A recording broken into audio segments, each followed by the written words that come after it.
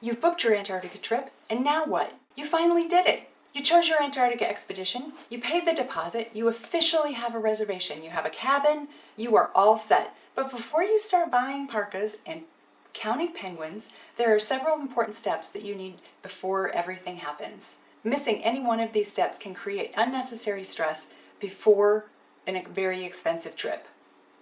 Booking Antarctica is not the end of the planning, which is the fun part. I love the planning part. It's just the beginning. Hi, I'm Nancy from Tinker Travel. I personally traveled to Antarctica twice, and I help travelers understand what happened between the day they book and the day they finally get to board. Antarctica requires some preparation, a little different than traditional cruises for sure. You might need to manage your passport requirements, your travel protection, sometimes medical forms, international airfare, the pre-cruise hotel, the charter flights, and the restrictions, optional activities if you choose, and the final payment, and clothing and camera equipment. So let's go over them. Checklist number 1, your passport. Immediately after booking, check your passport and make sure that it's valid 6 months from the time you return from your cruise.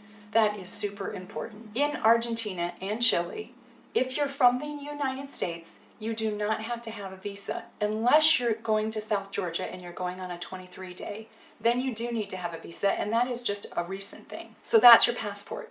Number 2, protect your investment. Travel protection. Antarctica is a major commitment for financials. There's a deposit, and it's very strict on what is refundable and what is not refundable.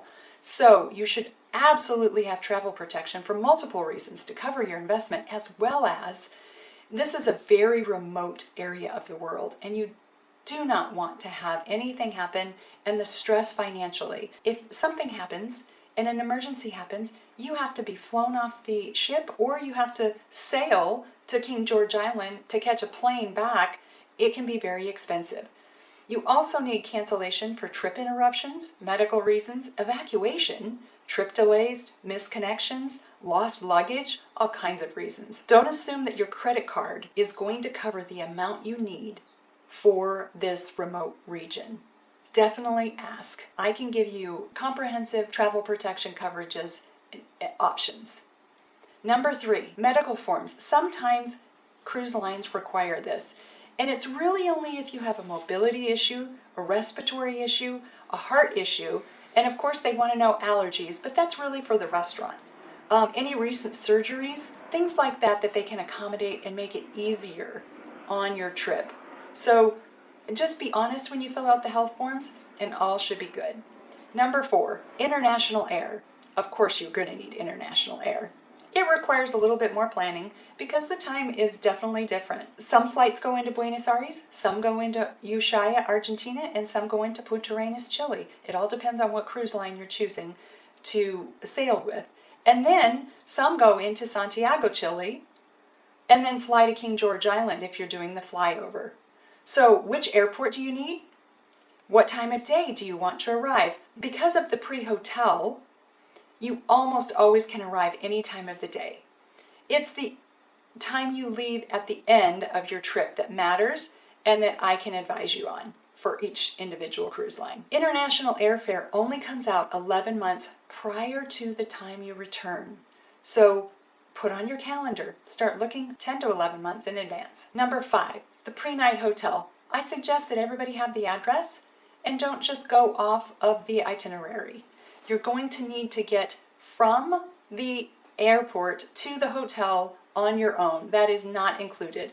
So please take a picture, print out that page, give it to the driver, and he will know exactly where to drive. Number 6, understanding your charter flight and the luggage. Every charter flight has restrictions, and don't assume that they're the same as international flight restrictions because they can very often be different.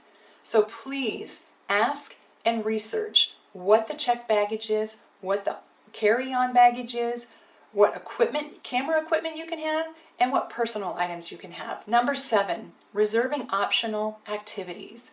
Most of the time on most cruises, not all, but most cruises, the kayaking, camping, snowshoeing, sometime photography programs, paddleboarding, and specialized expedition activities are an additional charge and are first come, first serve. So even if you're on a wait list for kayaking, say, because I just love that. And one-time kayaking, the peace and watching the penguin's porpoise next to you at that level, or seeing a whale's tail next to you, or hearing the ice crack a half a mile away because it's so quiet you can hear it, is just amazing. Number 8, track your final payment and your deadlines.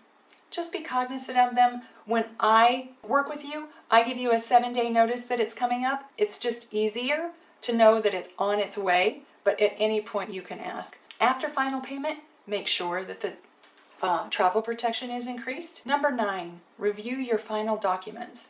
They do arrive a few weeks before departure. What you'll need to know mostly is the hotel and which address it is, because as soon as you check into the hotel, you'll be taken care of from there. So you're going to check in, you're going to go to the expedition, they're going to tell you what time to have your luggage out, they're going to tell you what time your charter's leaving, and then you go with the whole ship down to Ushuaia. If you're leaving from Buenos Aires, you get off the ship, you make sure your luggage is there, you get on a coach, they take you all the way to the ship, all the way to the door, you get on the ship, and you go. The things you do need to have are emergency contact information, and always carry your medication with you. Number 10, confirm what the expedition company provides. Do they provide a parka? Do they provide waterproof boots? Do they have hiking poles, reusable water bottles, dry bags, binoculars?